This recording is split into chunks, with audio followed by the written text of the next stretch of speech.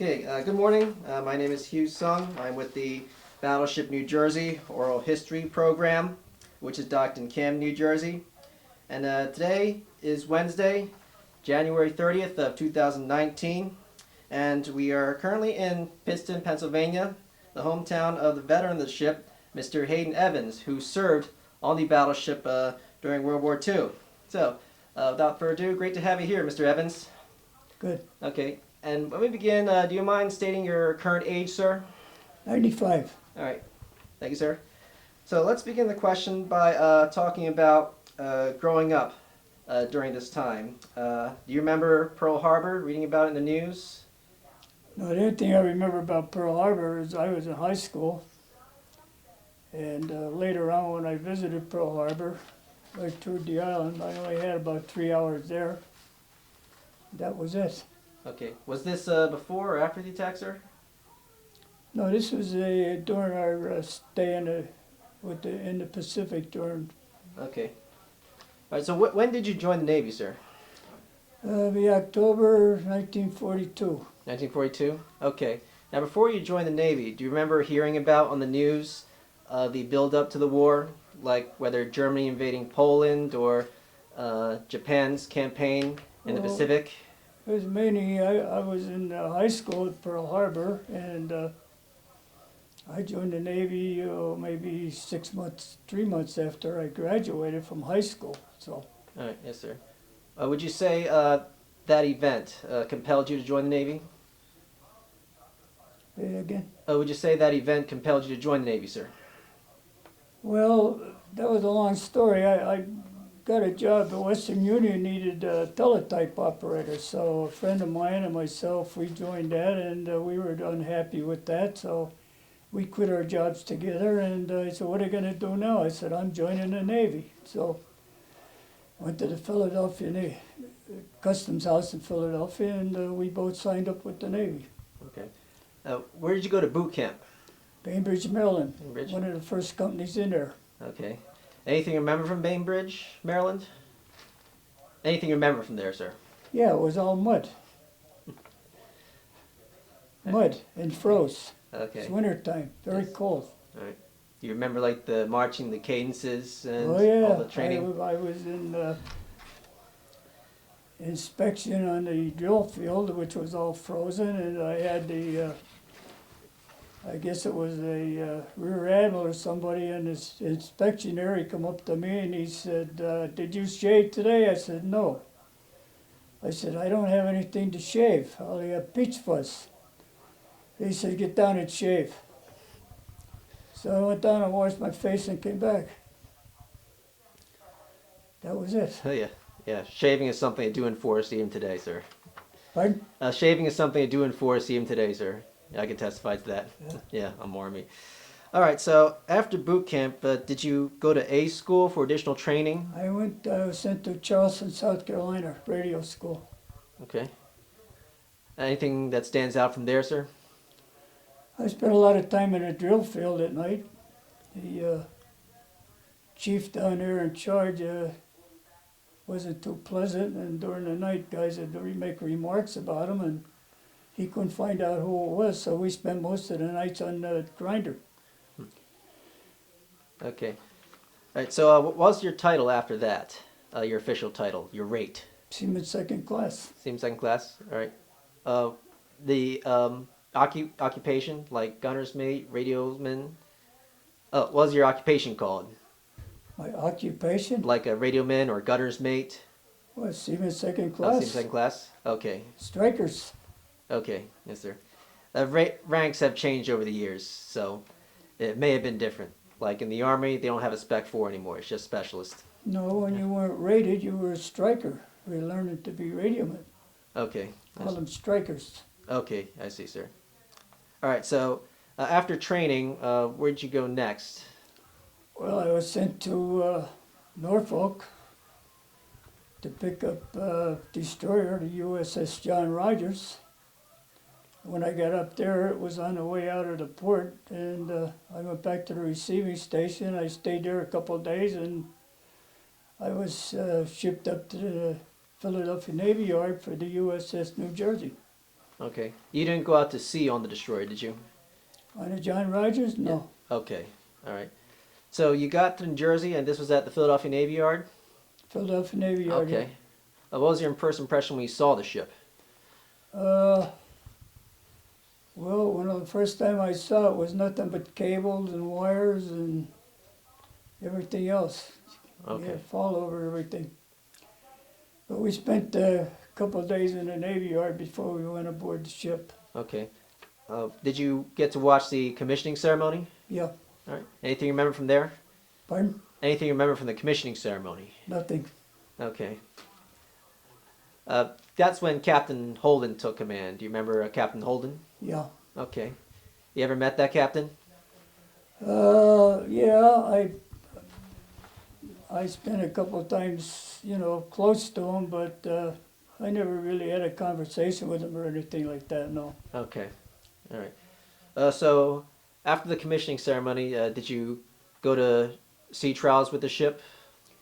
Yeah, we did all the trials, Okay. shakedown cruises. All right. Were there civilians on board, like civilian workers at the time? We had some, and we had, I think, a couple hundred from Annapolis, Maryland. The Naval Academy who took on a cruise down, I think it was down into the Caribbean. Okay. All right. So why don't you talk about everyday life on the ship, like your duty stations or watches? Anything remember them from them? Boring. Boring? Yeah, just like the night watch in the Army. Sometimes do it in the Yeah. AM hours. Well, I spent radioman, you had 8-hour watches, so during wartime, the admirals came aboard, we would spend like 8 hours on and 8 hours off. So like every other day, you're putting in 16 hours. Okay. It's kind of a grind, All right. Do you remember holy stoning the deck?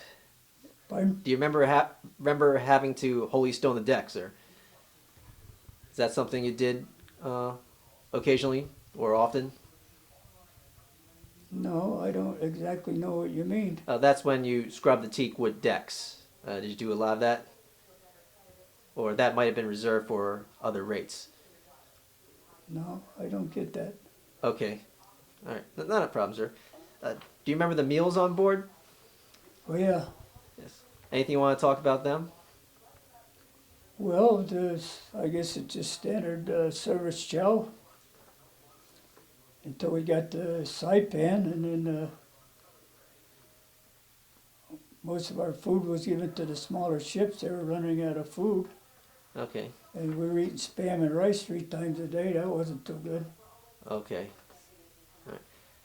So spam and rice, they came out of the chow hall? Or were they in storages?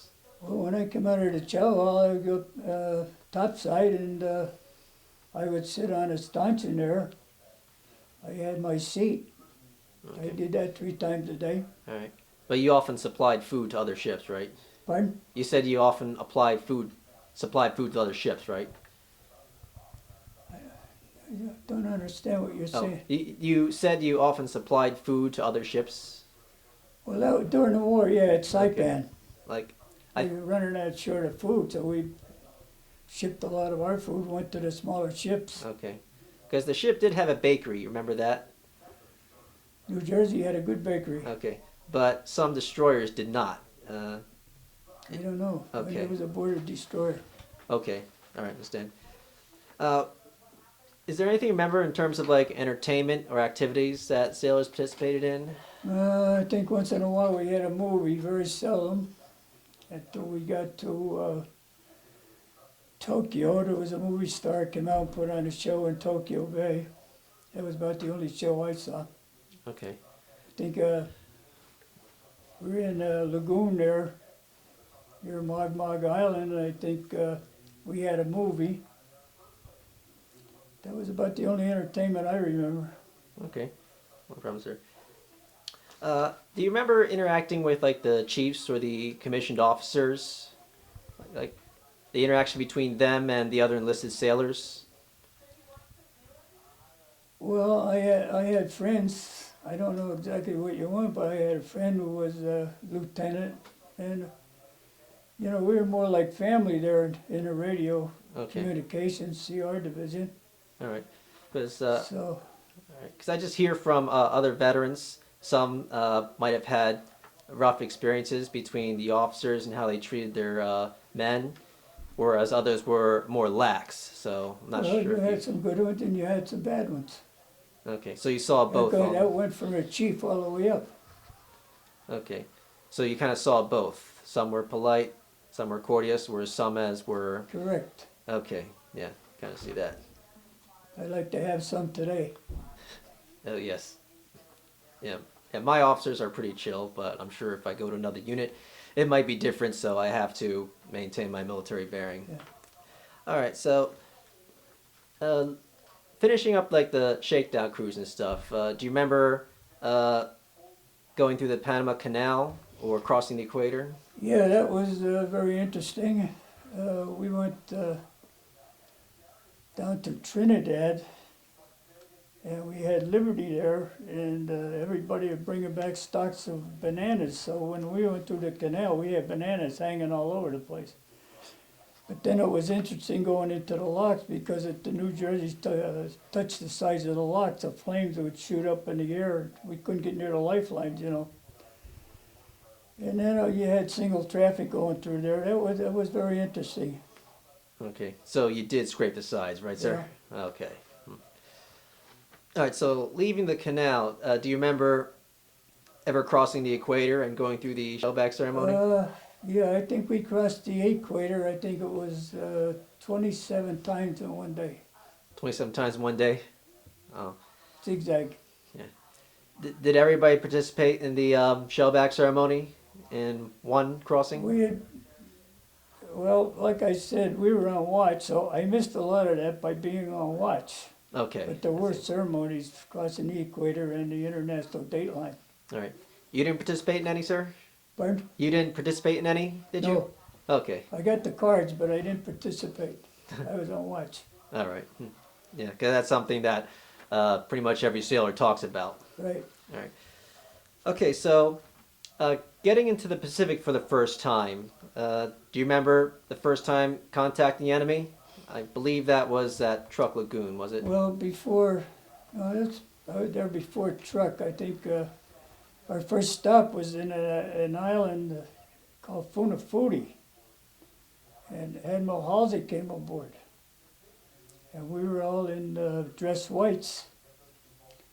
And I was close to the forecastle where he came on board, and he looked around and he said to Captain, Captain, he says, this is the fight Navy out of here, get rid of those whites. So from then, everything we had was dyed blue. And that was our first stop in the Pacific. Okay. And from then on, next I remember, I think, was during the Marshall Islands, our first contact with the Japs. Okay. Was it enemy aircraft or surface ships? No, they were here and there. They were spotty, but I couldn't pick out where exactly that was, you know. Okay. All right, so after that, this was February of 1944 when the New Jersey and the Iowa reached Truk, and you came in contact with surface ships, and I believe a shore battery fire at the ship. You want to talk about that event? Well, yeah, we were on the way in. You had to work your way in through the channels there because all the coral reefs were, yeah, I guess they had to, feel their way in there, and we had going past a big rock wall and fired an 8-inch shell out of there, and it was almost point blank range, but they missed. So immediately we returned to fire, and that was the end of that. Okay. But there was a small fishing vessel, I call it, and one 5-inch shell, I fired at that and destroyed that, sunk it. Okay. It is believed that that was a mine layer, actually, because it actually exploded. Didn't run into any mines that I know of, no. Okay. All right. You were manning the 40 millimeter guns at the time? Is that correct, sir? Yeah. Okay. You got to actually watch that shell whiz by or hear it whiz by? Pardon? You actually was close to that enemy shell coming by, right? Were you, sir? Well, I know I was there. I saw the, the fire from the rock. Okay. But that's all I saw. There was nothing. They didn't hit the ship. It missed. All right. Did you see the puff of smoke from the shore? Yeah. Okay. And did you get to see any of those Japanese ships? Nothing except that fishing trawler. All right. But you did get to watch that one, right? Well, I saw that. It don't last long. It's only one blast and it's gone. Okay. Yeah. That was on starboard side. Okay. That was on the port side. Oh, port side? Yeah. Okay. But you didn't see the destroyer. You say you I didn't? didn't see a Okay. destroyer, no. Because also that time, a destroyer, the Maikaze, launched torpedoes and then tried to engage New Jersey, but was sunk by return fire. Yeah. Yeah. That could have been at a greater distance, too. Can't remember everything. Okay. It's all right. Did you get to see the Iowa ahead? The battleship Iowa? No. Okay. Did you get to go on shore at Truk after it was all No. over? No, you didn't? Okay. So what else do you remember from there after leaving Truk? I don't know. Wasn't the Marshall Islands before Truk? Could have been, but I believe Truk was the first actual contact with the enemy. No, I don't think so. We bombarded, I think Tarawa. Tarawa, yes? Yeah, I Tarawa? think he blew up everything on the island. There wasn't even any trees left. Right. That's the first one I remember. Okay. But you didn't get to go on shore on Tarawa? Yeah, I did, but only for a short trip. Okay. You saw any of like the destroyed pillboxes? Or any? There's a lot of dead bodies Okay. floated in Floated. the sun. Okay. That was one. Nothing else. All right. You went on shore with other sailors? Were like there Marines Well, there? I didn't count that as going ashore, because that's only a sandbar. Okay. But the only place I went ashore was in Manila, Pearl Harbor, Right. Mogmog Island. Okay. 3 hours each time. That was it for All 3 right. years. Right. Just backing up to Pearl Harbor. Do you remember seeing any of the ships being repaired, or the wreck of the Arizona being Well, I saw dismantled? a lot of shit. Well, we docked right next to the Arizona. Okay. Was much of it still there? Because I believe it was slowly being dismantled. There was there was ships there. They're sunk all over the place Okay. on the way in. In the Arizona, I don't know what was next to that. That a couple of them sunk there. Was it? I can't remember which one. The Oklahoma and Utah also sank. Yeah, yeah. Okay. You remember passing by their wrecks though, right? Oh yeah, a lot of sunken ships on the way in the channels. Did you render honors on the way? Pardon? Did you have to render honors on the way? No. You don't? Okay. Because right now it's a tradition to render honors as you pass by. All right. Okay. So let's talk about Saipan and Philippine Sea. Do you remember that? Yes, Saipan, I remember. That was, I don't know what you want to know. We were, as far as the ships are concerned, when we anchored in Saipan, you could see all the Japs committing suicide or jumping off the end of the island, off the cliffs. Well, you actually watched that from the And ship. a lot of our small ships were running out of destroyers and stuff like that. DEs were running out of food, so they were taking our food. But you were witnessing the suicides from the ship, right, Oh, sir? yeah. Okay. Yeah, there was mass suicide on Saipan and Okinawa. So Yeah. this is also called the Marianas Turkey Shoot. I believe the Japanese actually had airplanes coming close to the ships. You didn't see any of that?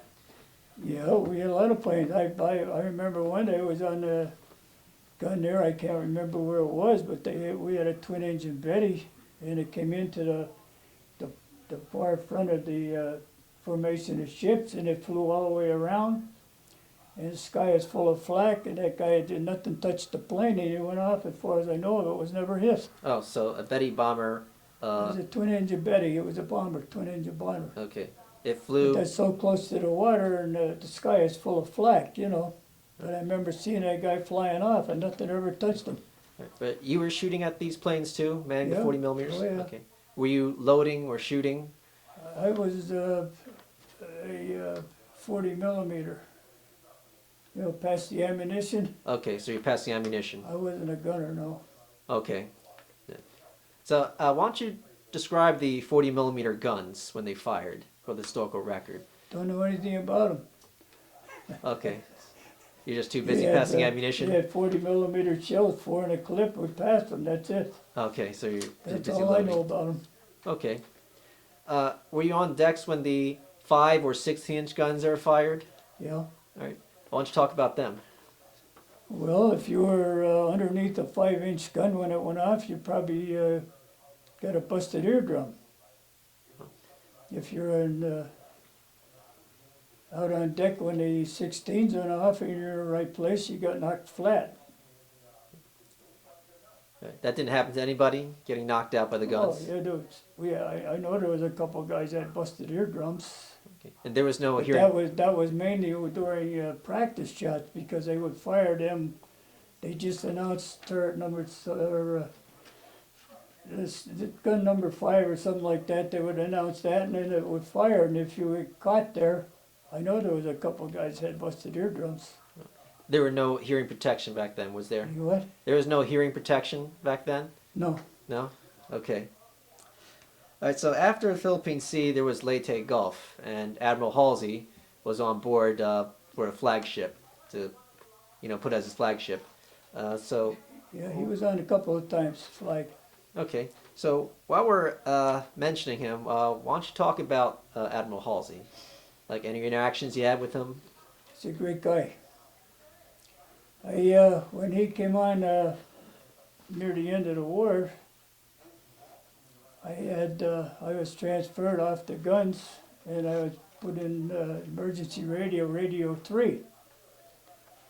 And they started to put out a newspaper, or tried to put out a newspaper. And I copied press schedules from London, England, and Reuters and the NSS in Washington, D.C. And at 3 o'clock one morning, we kept the doors dogged down, and somebody was trying to get in. So I went over, I opened the door, and when I opened the hatch, I'm looking right at Admiral Halsey. So he said to me, "What are you doing here, son?" And I said, I copied press schedules for news, which was mainly in the European theater, matter of fact, I think it was around the time they invaded Italy with the General Patton and his tanks. And he says, "Do you mind if I come in?" I'm stuttering, I'm surprised, so yeah. So he came in and he sat there and he wanted to know, I had to describe to him what I did. And I was getting ready to copy one schedule from NSS. And he said, "Do you mind if I watch?" I said, "No." I said, "All I'm doing is copying code." So this stuff came over in plain English, so I copied the stuff, and it was about the General Patton. So anyway, he had a cup of coffee, and I told him, I said, "We delivered the paper up to your cabin up there, and the Marine on the guarding the door there, he's sleeping up against the bulkhead, So he didn't pay any attention to that. So he was out roaming around the ship by himself. So that happened twice. He came back, I guess the next time he came aboard, I don't know when it was, but anyway, he came down again. And he had a cup of coffee. He seemed like a real nice fellow. I liked him. All right, so let's talk about Leyte Gulf. Do you remember being on board during that event? Yeah, we were all over the Philippines there. The Solomons and Leyte. Okay. Spent quite a bit of time down there. All right. You don't remember contacting the Japanese, did you? Because the ship... They had a big battle down there. I think No, there was that... I couldn't swear to the exact time, but we finally ran into some of the Jap fleet, and the Third Fleet split up into sections. We chased a cruiser down, sank a cruiser. Yeah, But, being a regular seaman aboard ship, you don't get to see a whole lot, or you don't know a whole lot. Oh, yes.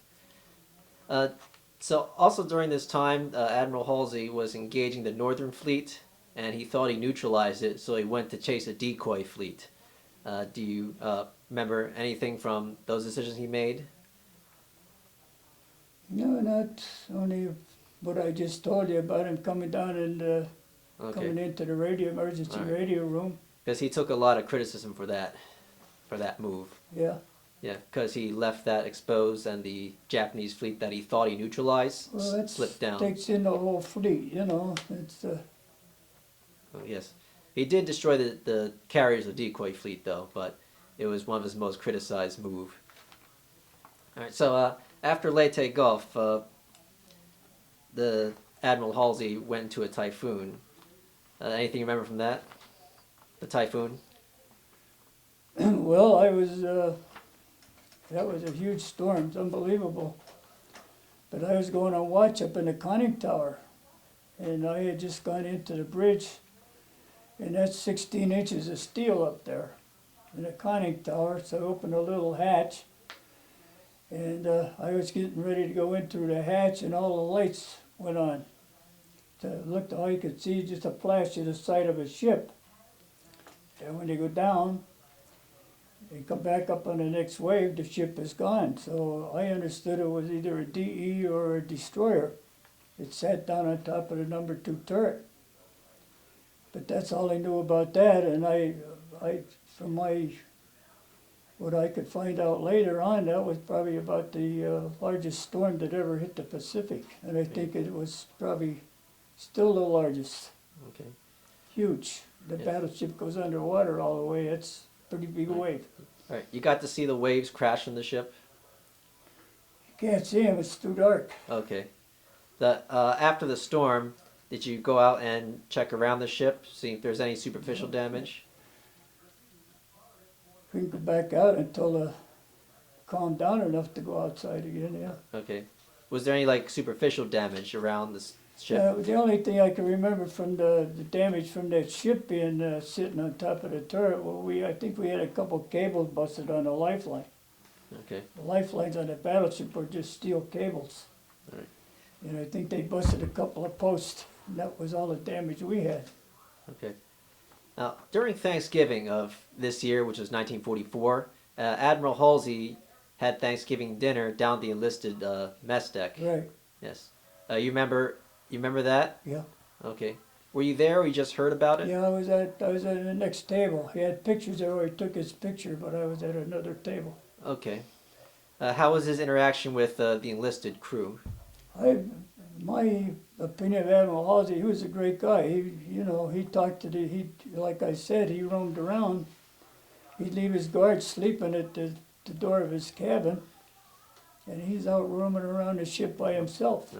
He never caught the guard sleeping, did he? He'd by himself. He'd Oh. come down, and Radio 3 was down at third deck, and it's down near the engine rooms. Alright. And he's coming in through one of these hatches, and we kept this door dog down, and used a pipe to open him up, And there's somebody trying to get in that, so I got another pipe and I started from the inside to undog the door. And when the hatch opened, Halsey's right there. We're looking at one another about a foot away. Right. So- And he came in and visited with me, and he did that twice. I talked to him twice. And then on a third occasion, I was on a radio watching with his staff. They bring on a whole staff of his own radio men. So it was in between. I think it was just before Okinawa he came aboard. And I had a split radio one. I had 2 circuits. I had one in each ear. Well, the one was closed down, so I had put Tokyo Rose on the blank circuit that I had. And the first thing I knew, there was somebody alongside of my ear. And I turned, and Admiral Halsey's there. He said, "What do you have on there, son?" I said, "That's Tokyo Rose." He said, "Well, it's lit all here." So I put it on the speaker. So we all put Tokyo Rose on the speaker, and everybody was listening to Tokyo Rose. But this is in between operations, Okay. That So, was a no-no. all right. So for the historical record, Tokyo Rose, she was a Japanese like propaganda announcer. Yeah, she Yeah. was telling you that your girlfriend was shacking up with somebody else, Oh yes. All right, just for the historical record, because not everybody knows. You couldn't pay any attention to her. But where she got the information, I don't know. She used names and everything else. Okay. Where she got them, I don't know. All right. Okay. Also, this was during Christmas of 1944. Do you remember any like Christmas events on the ship? The only thing I remember is the menus. I kept menus. I gave them to Mr. Walters when I was down. Okay. All right. So going on to the next year, 1945, the ship was at Iwo Jima and Okinawa. Anything you want to talk about them? Well, at Iwo Jima, we were there, and we don't see anything. You're firing shells from 20 miles out at sea, so you don't really see a whole lot except for the explosions. And well, that was Iwo Jima as far as we were concerned. Right. Bombarding. Okay. And you were still loading the 40 millimeters, right? No, I was off of that. I was put on Radio 3, copy of press schedules Okay. So no more after loading. the first year. Okay. So no more loading. All right. So you just remember watching the bombardment during Iwo Jima, like from the ship? Yeah, we could see, yeah. Okay. Did you interact with any of the Marines, like before or after the battle? No, our Marines didn't have a whole lot to do. They manned the guns, a lot of 20 millimeters and 40s. Okay. I think there was 300 Marines aboard ship, but I don't. Yeah. Yeah.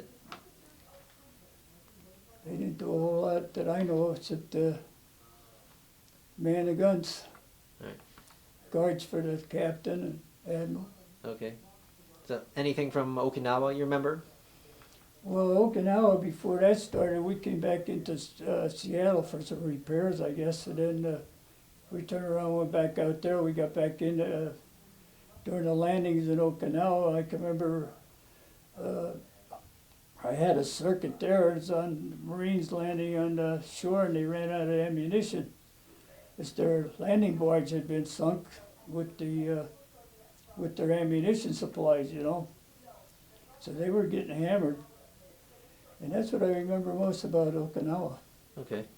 But then after that, the war ended, we were pulling into Guam. And all the whistles and everything, the war had ended. So then they told us we pulled right out of Guam there. We were going down, we were going to pick up General MacArthur. And from what I understand is that MacArthur found out that when he was aboard ship, he wasn't the boss. So he didn't like that, so he wouldn't get on the ship. So we turned around and we went right into Tokyo Bay. I think it was the second day of the occupation. And that was the end of that. But, Okay. So you were in Guam when you heard of Japan's surrender, right? we were just pulling into Guam. I don't think we even stopped, if I remember right. We just Okay. back out to sea and we headed for Manila. Okay. It wasn't long after that we turned around and headed for Tokyo Bay. All right. Because our understanding was that MacArthur found out he wasn't over the captain of the ship. All right. And he wouldn't get on the ship. That's the way we got it. Do you remember the reaction of the crew upon hearing Japan's surrender? Well, jubilation, yeah. What else? We spent most of the war out there at sea, Like I said, I was on land in Manila 3 hours. I was in Pearl Harbor 3 hours. And I was in Mogmog Island for an afternoon and with 3 cans of warm beer. Oh yeah. That was my time ashore in 3 years. Okay. So pulling into Tokyo Bay, do you remember anything from that? Yeah, it's dirty. Dirty. Yeah. All right.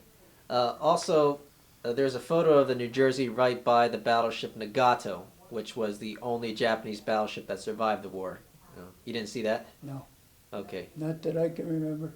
All right. I might have been a watch or something on. Okay.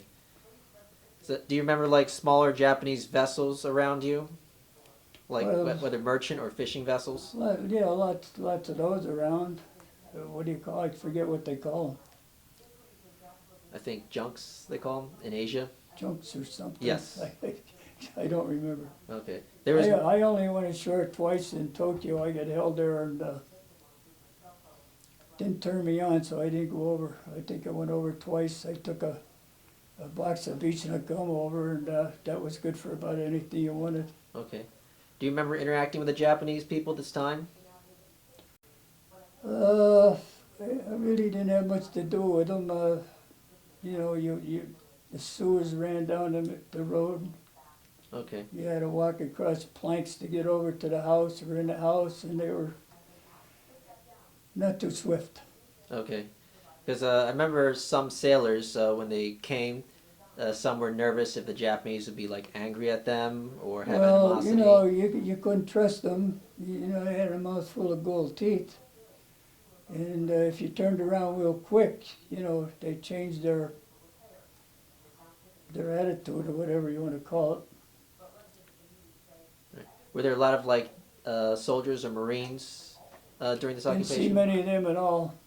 Okay. I remember I went up to the palace, and Japs sat there with their little mugs with mold all over the top of it, and they would scrape that off into the moat around the palace and pushing that.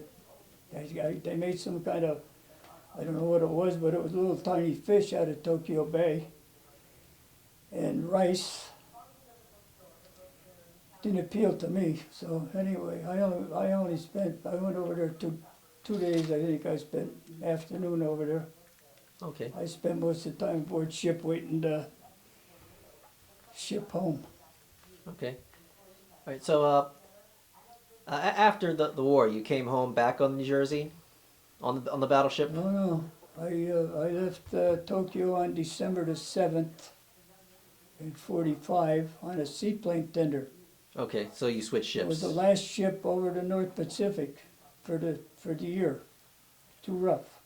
Okay. So as far as I can remember, I was underwater all the way home. I got into Bremerton on New Year's Eve, Were, 46. okay. Were you discharged shortly after that, sir?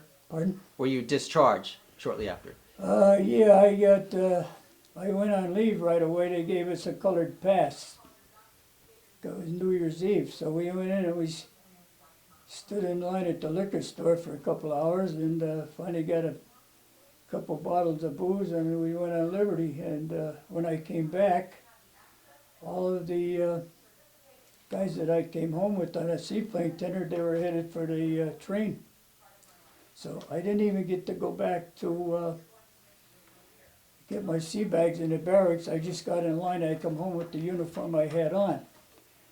And in that sea bag, let me, can I move? Oh, certainly. I can pause Turn it- this for turn a it little off. bit, and we can proceed after Turn it that. off?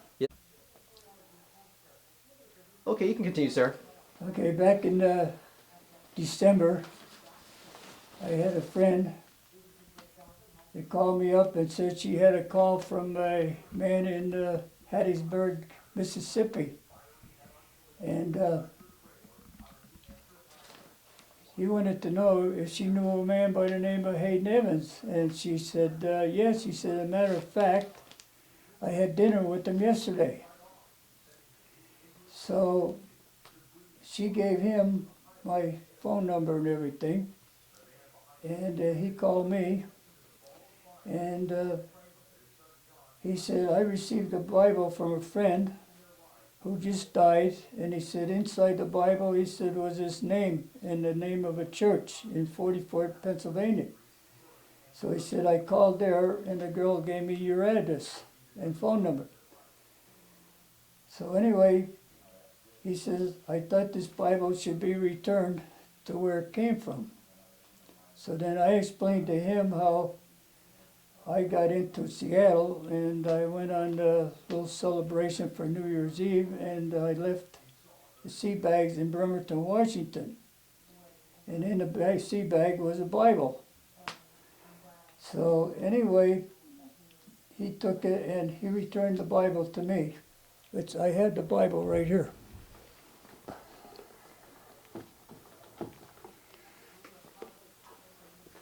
And that was sent to me in 1942 in Bainbridge, Maryland.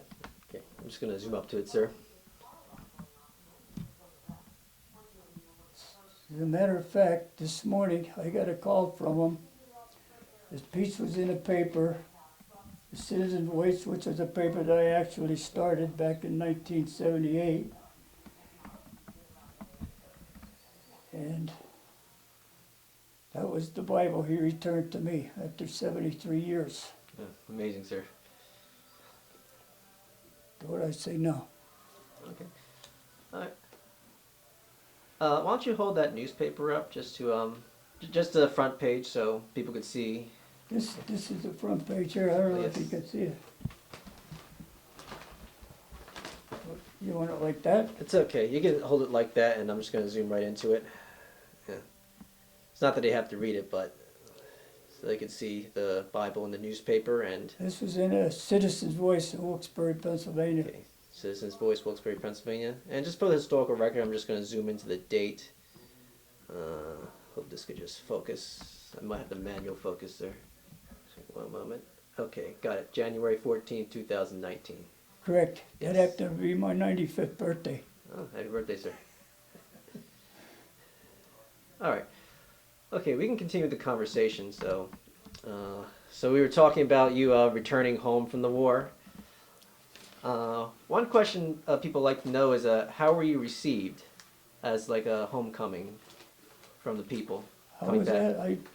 I came home like on the Reading Railroad from Philadelphia to Wilkes-Barre, and I was kind of, the white stripes of my uniform were kind of the same color as the navy blue.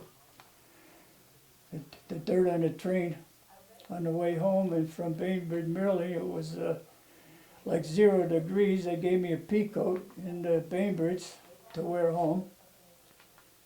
And that's the way I came home, with what I had on my back. Okay, sir. All right, so just to backtrack back to your time in the Navy, why don't you talk about your duties as a radio, like anything that stands out that anybody watching this might like to know, like how you did your job?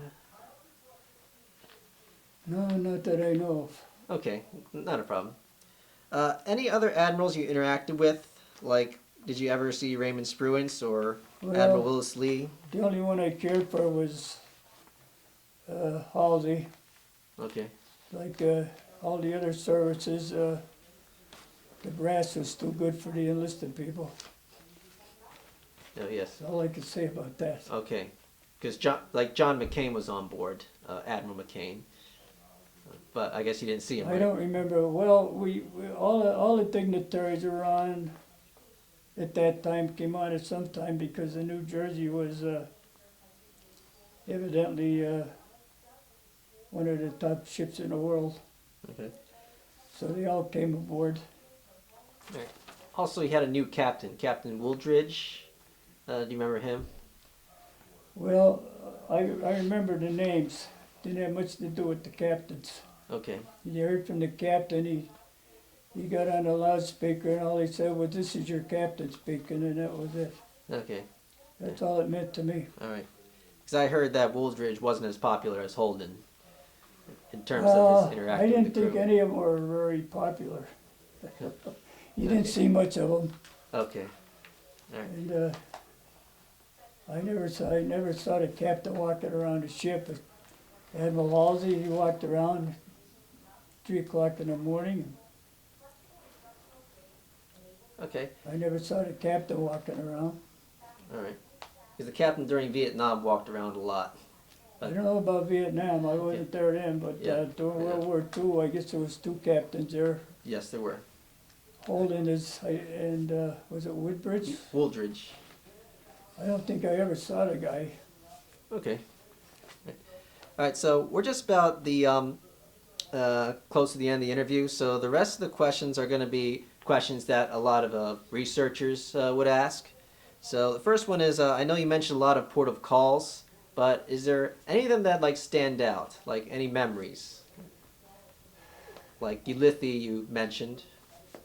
You Did- mean the ports of call? Yes.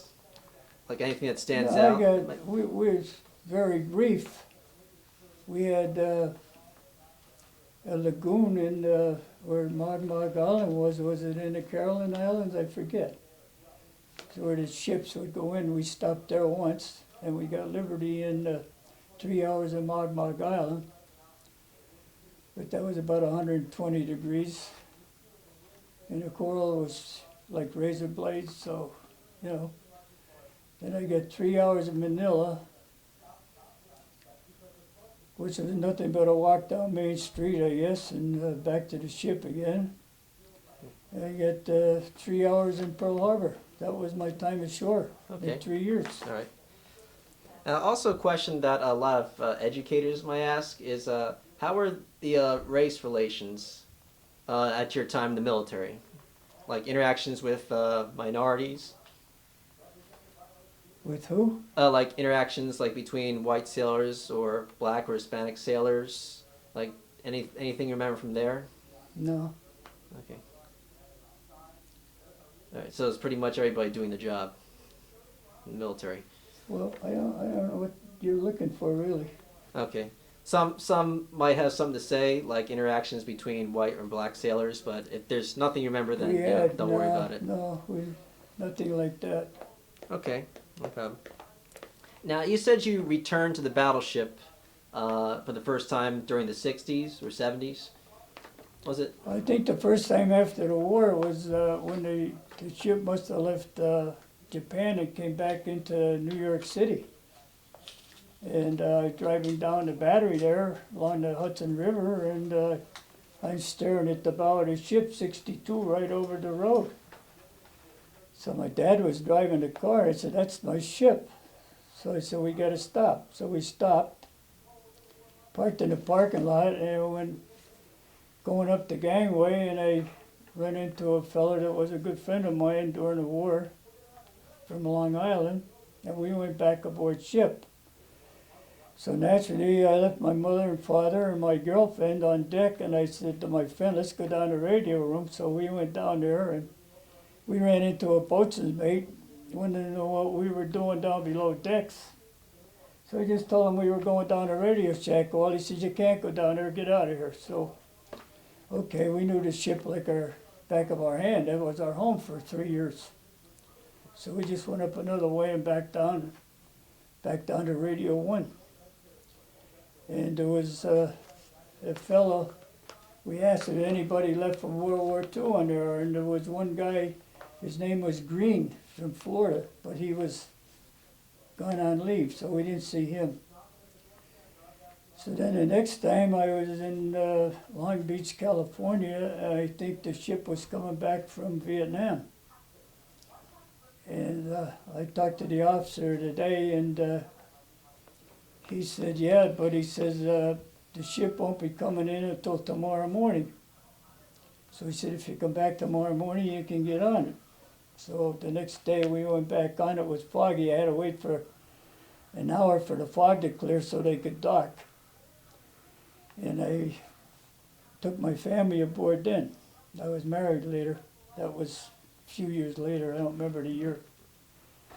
Okay. So that was twice. And then when I belonged to an organization that was formed by members of the New Jersey, and they had a convention in Daytona Beach. So I had a condo, and I was in Daytona Beach quite often, so I went to the convention, and elections come along. Well, it seemed like World War III was going on between the World War II veterans, Korean veterans, and Vietnam veterans. Then the next thing after that, they would start raising money. They were going to bring the New Jersey into Bayonne and make a monument, memorial out of it in Bayonne, New Jersey. Wait. We could pause it for a little bit. Okay, continue, So, sir. anyway, later on, I heard that there was an official from the state of New Jersey that he wanted to bring the New Jersey to Camden as a memorial.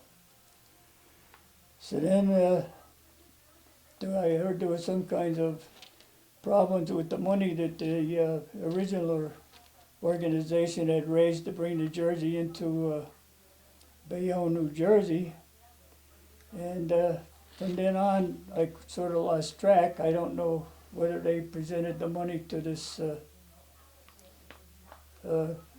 official in Camden or what happened to it. I often wondered about it. Oh yeah, that's something that we don't talk about much. So that ended that. But Navy eventually awarded the ship to Camden, New Jersey. They ought to know that. I won't know. Yes, they don't tell me a whole lot No. about that part. Yes. Have you been back to the ship when the ship became a museum? Yeah, I've been back twice. I took some people down. I gave a lot of memorabilia that I had. I gave to a fellow by the name of Walters. Dan Walters or something like that. And I have a copy here of it, of the stuff that he sent me. He gave me a copy of it. And I don't think he's there anymore, is he? Don't think so. He might have left a few years ago. But the last name does sound familiar. But that was the last time I was down. And now I'm too old to climb the ladders and everything, so I don't bother. Okay. How did it feel to be back on the ship after all those years and all the changes that the ship went through? How did I feel? Yeah. How did it feel being back in the ship and seeing all the changes it went through? Oh, lots of memories. Spent 3 years there. That's your home. You got a lot of memories. Yes. Even after all the configurations, you still knew everything. Yeah. Yeah. A lot of changes there. See, they took most of the guns off and they put missiles on it. That changed the looks of it. Okay. So why don't you talk about transitioning from military to your civilian life? How was that like? No problem. No problem? Okay.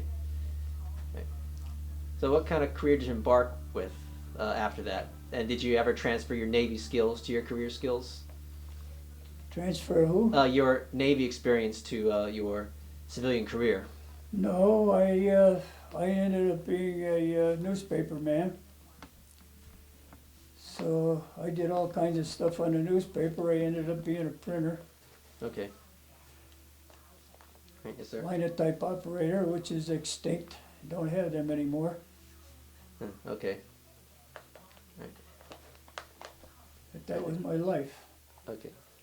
So, what was the newspaper's name, sir? Pardon? What was the newspaper's name, sir? The newspaper's name. Well, I started with the Times Leader, which was a family newspaper, but then they were bought out by Capital Cities in New York City, and they wanted to destroy the unions and all of that, so we started this paper right here, the Citizen Voice. Right. That was in 1978, and this is a copy of the paper from about the 14th of January, Yes, sir. 2019. Okay. Now, as a closing question, how did the Navy impact your life? Well, it's like I said today, I think if every graduate of high school could go into the service, it would be a big improvement in the overall picture of being an American. It would do every kid good Oh, yes, sir. to go through a service Okay. boot camp. A lot of them need it today. All right. All right. We're pretty much at the end of the interview, so a couple closing questions. First one is there anything that I didn't ask that you would like to say? No, that's about the story of it, being a seaman second class. Okay. Did, And did I tell you about how we got rated? oh, you can say that, sir. Well, they had, when we went aboard ship, we all went aboard as seaman second class. There must have been about 30 or 40 seamen second class, and we were operating as radiomen. So we had a warrant officer who was a regular Navy man, and he was a smart guy. He trained all of us radio people to you know, operate with the Navy. And down the road, when you have a ship's company and you have so many radiomen, you have to transfer if you're over the complement. So he kept us all at second-class seamen, and he didn't have to transfer anybody all during the war. So at the end, near Okinawa, the officers and people that decoded the messages were having problems breaking the codes. So a friend of mine came to me and wanted to know what was the matter. Well, he had come on there as an ensign, and he was now up for like a lieutenant commander, junior grade. So I told him, I said, well, I said, I come on here as a seaman second class, and I said, I'm still a seaman second class like all the rest of us. I said, you brought Admiral Halsey's on here, you brought Admiral Spruance on here, and I said, our radiomen were better than, our seamen second class were better than their first class radiomen. So I said, the next day, we had 36 seamen second class got promoted to radioman third class, and there was a couple promoted to second class. And I said, this is after 3 years of the war. So I said, now that solves all of your problems with breaking the codes. He said, yeah, it did. I And see. that was the end of that. Okay. All right. Okay. You have some memorabilia to show. So why don't we start out with your picture, your portrait, if you can. I don't know what, did you want to see that? This was my picture. Okay. I'm just going to zoom into it. No. Okay. You're a good-looking sailor. All right. I had some keys to the New Jersey. Oh yes, that was for a particular compartment. Here. This is compartment 307 or emergency radio, radio 3. Okay. That would be keys. All right. Yes, sir. And let's see. You have. That was a knife that I carried all during the war. Okay. You can set it next to your portrait, and I'm going to zoom into both. I'm just going to get a good look for any researchers and historians. Because it's all visual history, so they'll certainly That's appreciate about it. all I have left. Okay. Did you have a copy of your discharge as well? Yeah. What did we do with it? If you need help getting it, I can pause this and you can reach for it. Well, I didn't. What do we do with the original? So a copy should be good. But if you need help, okay. That's a copy. All right, that's plenty, sir. So I'm just going to zoom into that. It's an honor to have that. Yeah, absolutely. I wish I kept all my degrees, but I can only find my master's. All right, sir. So, last question, as a closing question, as you're maybe aware that this will be available to researchers, historians, students, and anybody who's willing to learn about American history or military history. So down the future. Anybody's welcome to it. Oh yes. So, final question is: is there anything you like to say as a way to leave a message to whoever might be watching this in the future? No, it was a great experience. I don't know if I want to do it again, but it was didn't do me any harm. I hear that from everybody who joins the military. We say, "How was boot camp?" They say it was great. Do I want to do it again? Absolutely not. Well, boot camp was horrible because Bainbridge was just opened up and it was nothing but mud, and then the mud froze. And it was down there off the Chesapeake Bay. It was really cold. And you got the midnight watch on the clothesline. I could still feel the cold. Oh, yes, and it's January today. All right, sir. Well, if that's all I have to say, then we can give this interview a close. So, Mr. Haydn Evans, I want to thank you for your service and taking the time to join us. And this will conclude our interview. And my name is Hugh Sung, assistant with the Oral History Program on the Battleship New Jersey in Camden, New Jersey. And today is Wednesday, January 30th of 2019, and our interview guest is a veteran of the ship during World War II, Mr. Haydn Evans from Pittstown, Pennsylvania. This recording and any transcripts, abstracts, or indexes made from the recordings will be stored in the Oral History Department of the Battleship New Jersey, as well as the Library of Congress Veterans History Project, the New Jersey State Library System, and all recordings will be made available to writers, researchers, teachers, and historians. And my name is Hugh Sung, signing off. Thank you, Mr. Evans.